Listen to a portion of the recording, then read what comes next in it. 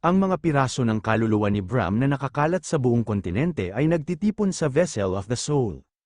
Sa isip-isip ni Grid na ang legendary great magician na naging responsibilidad sa pagpapalawak sa modern magic system hanggang tawagin siya na ama ng magic science, Bram. Para isipin na kaya niyang buhayin ang ganoong mahalagang figura. Ito ay nakaka-excite, nagpapasalamat siya sa kanya, dahil nag-level up siya at nakatanggap pa ng item rewards. Kung iisipin ulit, dapat gumawa siya ng mas magandang plate. Kahit bigla lang sila nagkakilala, mukhang mabuti siya. Ngunit gayunpaman, kukunin niya ang skill kahit na anong mangyari. Sinasabi ni Bram na sa unang araw na nagkita sila, sinabi niya sa kanya na namatay si Pagma 300 taon na ang nakakaraan. Ngunit ayon sa kasaysayan, namatay si Pagma 100 taon na ang nakalilipas. Hindi ba siya nagtataka kung bakit ganoon? Sinasabi ni Grid na ibig sabihin lang naman na may mali. Sa isip-isip ni Grid na ayon sa diary ni Wendy, nabuhay ang Pagma 140 years na ang nakaraan. Kaya ang nagsisinungaling malamang ay si Bram, sinasabi ni Bram na hindi. Parehong totoo, walang nagsisinungaling, bagamat namatay nga si Pagma 300 taon na ang nakalilipas, patuloy siyang umiral hanggang mga 100 taon na ang nakalilipas. Gulat na gulat dito si Grid sa mga nalalaman niya. Sinasabi ni Bram na una niyang nakilala si Pagma around 300 years ago. Noon pa man, ang kanyang kakayahan bilang blacksmith ay higit pa sa tao. Namangha siya sa kakayahan niya, pinalawak niya ang kanyang pananaw. Siya ay isang tao na kahit na nakipagtawanan sa mga Diyos.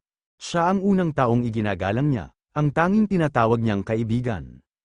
At kahit na ito ay isang maikling 10 taon, pareho silang lumago dahil sa company ng isa't isa. At habang nagtatrabaho siya kay Pagma, nagawa niyang magdisenyo ng Vessel of the Soul. Ngunit upang lumikha ng Vessel of the Soul, kailangan nilang ng isang sangkap na lumampas sa adamantium. At ang tanging may kakayahang lumikha ng naturang material ay ang Pagma. Sa pamamagitan ng pagtutulungan, nagawa nilang lumikha ng Pavranium. Sinasabi ni Grid na pero sinabi niya matapos ginawa ang Pavranium, namatay ang Pagma sa katandaan. Sinasabi ni Bram na yun ang naisip niya, nagtataka at sinasabi ni Grid na bakit yan ang naiisip niya. Sabihin niya ng malinaw, hindi niya pa rin natatanggap ang kanyang reward. Sinasabi ni Bram na sa wakas ay nakuha niya na ang lahat ng kanyang mga piraso ng kaluluwa, salamat sa kanya. Sinasabi ni Grid na huwag niya nalang isipin ang tungkol sa pagkuha ng Vessel of the Soul. Pavranium niya yan, sinasabi ni Bram na mahirap tawagin itong isang resurrection. Kung tutuusin, wala siyang katawan na magsisilbing vessel. Nagtaka si Grid sa sinabi ni Bram, biglang sumugod si Bram kay Grid at sinasabi nito na ibigay niya ang kanyang katawan. Sumisigaw at sinasabi ni Grid na ano ang nangyayari. Bakit hindi matapos ang quest na ito, at bakit siya inaatake ng multo? Bug ba ito? Sabi ng mga bastos na abnoy ito ay laro na walang bugs. Mga abnoy na administrator, sinasabi ni Bram na kukunin niya ang katawan niya. Isipin niya ito bilang isang karangalan, ang great magician na si Bram ay nagsisikap na alisin ang iyong kaluluwa sa iyong katawan. Protektahan ang katawan ng player, nullified na ang pagtatangka ni Bram. Tumatawa at sinasabi ni Bram na nakakalungkot, tila isang magandang katawan. Sinasabi ni Grid na hindi pwede magkaroon ng bug, bastos siya, backstabber. Kumpleto mo na ang second advancement quest ang Great Magician's Reincarnation. Nakakuha ka ng 17 Pavranium, nakuha mo na ang Spell Magic Missile, Enhanced. Sinasabi ni Bram na bato lang sa kanya ang Pavranium na inalis sa Vessel of the Soul. At ang isang bagay tulad ng pagtuturo ng magic sa kanya ay napakadali. Sa kabila ng pagiging successor ng Pagma, medyo tanga siya. Hindi ba't sinabi niya sa kanya na dapat siyang mag-ingat sa lahat ng nilalang na maaaring maging banta sa kanya? Sinasabi ni Grid na hoy, manahimik siya sandali. Sumisigaw at sinasabi ni Grid na paulit-ulit na Magic Missile. Magic Missile, Magic Missile, tinatawag siyang Legendary Great Magician, tinuruan lang siya ng basic spell. Sa isip-isip ni Bram na to think na ang bubuhay sa kanya ay magiging successor niya. Ang weird, ang tanging natitira sa kanya ay sama ng loob sa iyo sa pagtataksil sa kanya. Sinasabi ni Bram na ang mga krimeng na naipon niya sa loob ng 1 taon at kalahati ay karapat-dapat na ipatupad. Pero dahil maganda na ang pakiramdam niya, mapapatawad niya na siya. Sa isip-isip ni Bram na oo, sa sandaling ito, makikita niya kung ano ang ipinagkatiwala niya sa kanya. Sinasabi ni Greed na hoy, ibalik niya sa kanya ang Pavranium. Sinasabi ni Amorak na pinaburan ba ni Bram ang pumatay sa mga lingkod ni Yatan? Nabigo siya para gawing demonyo si Ira, ngunit nakuha niya ang card para mapanatili si Marie Rose. Parang tapos na ang papel niya sa mundo ng mga tao. Sa isip-isip ni Bram na hindi niya sinadya na kunin ang katawan niya sa simula. Kung sa lahat, kailangan niya ang kanyang katawan para makumpleto ang kanyang pagkabuhay. Sana matutunan ng lalaking yun kung paano maghinala at mag-ingat sa iba dahil sa ginawa niya. Pero hindi niya naisip na makikita niya pa ang ibang taong may kayang kumuha ng kanyang pansin, at isang sobrang walang kabuluhan. Kahit medyo bastos siya, he's my benefactor na tumulong sa kanya na makamit ang kanyang hangarin, kaya I guess I express my gratitude. Okay lang kung magkalaban sila sa susunod na pagkikita nila. Ang susunod na destination ay ang Sword Grave, ang layunin ay mabawi ang katawan niya. Sa real world, nilapitan ba siya ni Bram habang hawak siya? O iniisip niya na dahil si Greed ang Pagmas successor, baka magamit siya sa future? Si Bram ay isang taong hindi niya lubos maisip, sa isip-isip ni President Lim na bagamat ginamit niya ang kanyang mga kaanib ng pamilya bilang paksa sa kanyang mga eksperimento, napaluha siya para sa kanyang ina. Nainggit siya sa kanyang alagad na si Mumed, kaya ninakaw niya ang kanyang achievement. At hindi niya pinatay si Mumed, kinamumuhian niya ang kaibigan na nagtaksil sa kanya, ngunit sa kabilang banda, na-miss din siya nito. Nagpahayag siya ng layunin ng pagpatay kay Grid, na hindi pinansin ang kanyang pabor, ngunit pagkatapos ay ipinakita niya ang kanyang pasasalamat. Nasa gitna siya ng pag-a-adjust dahil sa pagkatao na nakuha matapos nawala ang kanyang immortality. Buti na lang as of right now, ang pagiging agresibo niya, dahil sa ipinanganak na vampira, ay nakikipag-clash sa kanyang pagkatao. Sinasabi ni President Lim na nakikita niya ang mas malaking larawan, ngunit hindi gaanong ang mga detalye. Well, buti na lang hindi predictable ang mga NPC, para hindi pansinin ang kanyang paglago at ang kasinungalingan sa kanyang sarili at sa lahat ng kanyang paligid. What a lonely life, ito ay kawili-wili. Sa Riden sa Magician's Barracks, sinasabi nila Elia na Mr. Greed, hindi niya akalain dumating ang araw na dumating siya para hanapin siya, narinig niya ang balita, nakatanggap siya ng magic mula kay Bram, hindi niya naisip na may magic ang isang blacksmith, gaano ito kahanga-hanga, susubukan niya bang subukan ito, tama ba? Anong skill ito? La Elia Riden the Magician's Barracks, leader. Sinasabi ni Greed na isang magic missile lang, tatawanan ba niya? Sa isip-isip nila Elia na disappointed talaga si Mr. Greed. Medyo disappointed din siya, sinasabi ni Greed na hindi masama. Sino yung mga taong nagsasanay dyan, parang familiar ang bata na yan. Sinasabi nila Elia na sila ang dating miyembro ng minority tribe ng Empire, ng UL. Lahat sila ay napakatalino sa magic, kaya kasalukuyan silang tumatanggap ng pagsasanay. Ang target na yan ay ginawa ng mga alchemist ng Riden. Maaari niyang set ang magic resistance ng hanggang 5,000 para medyo maganda sila para sa magic training. Mr. Grid, gusto niya bang subukang gumamit ng isa? Sinasabi ni Grid na oo. Well, kung gagawin niya, dapat niyang gawin ito ng tama. Set niya ang magic resistance sa 5,000. Gumamit si Greed ng magic missile. Nakagawa ka ng 2,874 na pinsala sa target, gulat na gulat at hindi makapaniwala sila Elia at sa isip-isip nito na 5,000 magic resistance ay higit pa sa average boss monster. Paano naging 2,874 ang pinsala ng isang magic missile? Sinasabi nila Elia na Mr. Greed, pwede niya bang ipakita sa kanya ang description ng skill? Ano ito? Ipapakita niya din sa kanya ang description ng kanyang magic missile, nagtataka at sinasabi ni Greed na kailangan niya din bang suriin yan. Bakit nagbabago ang boses niya? Magic Missile, Enhanced Level 1. Isang magic missile na ganap na binago ng legendary great magician. Ito ay may mataas na kapangyarihan na destruction, kaya ito ay kumukuha ng maraming resources. Haharapin mo ng 2 beses ang kasalukuyang kapangyarihan ng magic bilang pinsala. Balewala ang magic resistance ng kalaban, cost ng mana, 400. Oras ng pagcast, 1 segundo cooldown, 5 segundo, magic missile level 10 master. Isa sa pinaka-basic magic spells, mag-deal ng fixed na halaga ng pinsala sa target plus 5% ng iyong kasalukuyang magic power.